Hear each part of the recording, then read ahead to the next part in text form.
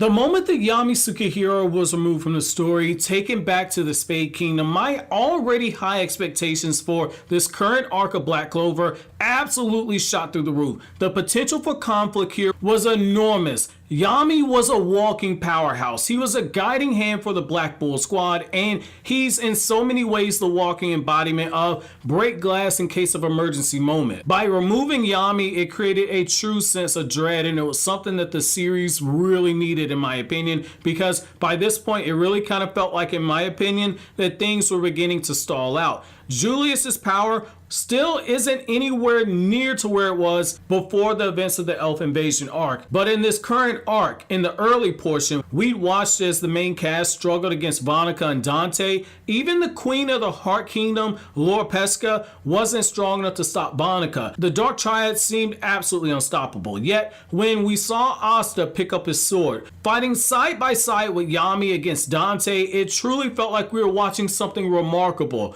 The boy who no Magic Knight squad ever wanted, the boy who Yami took a chance on, was being acknowledged by the Magic Knight captain who rolled the dice on him, with Yami making it clear that he couldn't win his battle against Dante without Asta's help. In that moment, as the battle unfolded, we were given true hope and belief that if Yami was there fighting alongside his squad, that surely this lovable band of misfits known as the Black Bulls would find a way to the top of the mountain that they had to climb. Like so many times before, they do as Yami said. They would push past their limits. However, by choosing to have Yami get captured, the author of Black Clover did something very special here. He chose to raise the stakes and create a true sense of danger. Not only that, but he implemented the ticking clock literary device, giving us a specific breakdown to when Yami would be lost to us forever if the heroes failed in their mission. The loss of Yami and the defeat at the hands of the Dark Triad caused the main cast to get stronger in a short period of time, pushing through their ceilings and their limits that they didn't know they had in the short time period before they began their counterattack inside the Spade Kingdom. They were rushing to fill the void that was left behind by the capture of Yami Tsukihiro. The increases in power that they gained during their desperate time of need could only be gained with the loss of Yami. It's one thing to train and go stronger every day, to be a better version of yourself than you were the day prior. However, it's another thing when it comes to gaining power that comes in a direct response to the fear of losing a loved one, which is something that spurred the Black Bulls during this time period.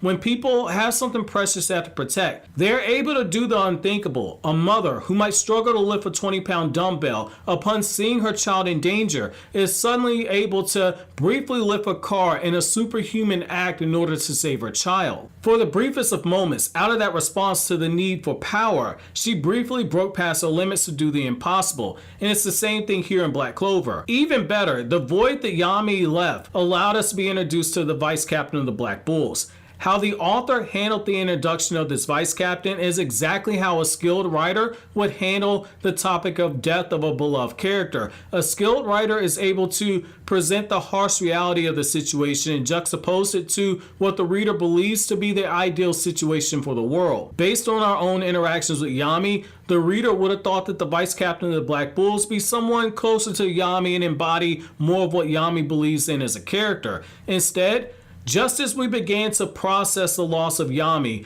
we were given a character who, to be blunt, was an asshole and openly said that he didn't care for the way that Yami did things. He didn't care for Yami as a person or a character. Readers who were in mourning at that moment were now experiencing the same anger that members of the Black Bulls felt in response to the disrespect to such a beloved character. However, that's exactly the point, to draw out such a strong response from readers. This response could only truly get pulled out of the readers with Yami being away from the squad. For a while, you wonder if this was really the vice captain and why did Yami choose such a dick to be his vice captain. And then once you found out that this was the vice captain, you asked yourself why. However, the loss of Yami allowed us three things as a reader. Number one, it allowed us to feel that aforementioned rage towards this new character. Number two, it allowed the stakes to rise and the internal conflict and external conflicts of the characters to be explored further, with this new character being the catalyst for these changes. And number three, it allowed us to see a different side of Yami through the lens of someone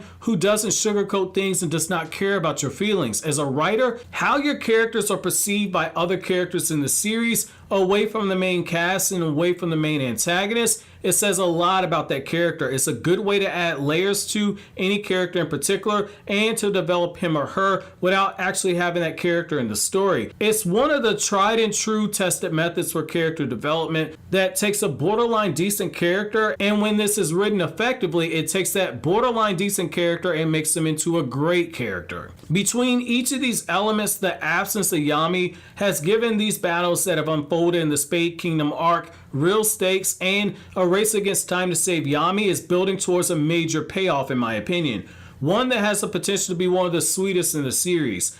Before, during the battle with Dante, the Black Bulls couldn't fight alongside their captain. They had to be protected, like a mother protecting her child. Yami, much like that mother who displays superhuman strength by lifting a car to save her child, had to dig down deep in order to muster up the power to fend off Dante, and even then it wasn't enough. Yami would have fallen if Asta didn't help him. And it was in that time only Asta was worthy enough to stand beside him, standing sword to sword with his mentor. Now this whole situation's changed. Just as absence makes the heart grow fonder, absence has made the Black Bulls grow stronger in their need to protect and rescue Yami. This time when Yami is freed, the Black Bulls won't be standing behind Yami and Asta, but instead they'll be standing beside them. And it's a very fitting way to cap off one of the symbolisms in this arc, in my opinion. Devils in darkness being overcome by love and light that comes from friendship. However, that's just my thoughts on this matter. Let me know what you guys think about the idea of Yami being taken out of the series for as long as he has. Do you think it's a good idea? How do you like how the events of the story have unfolded so far? Let me know down in the comment section below. But as always, guys, if you like anything I had to say, don't forget to comment, rate, subscribe, and share. Thank you so much for watching all the way to the end. Have an awesome day, guys.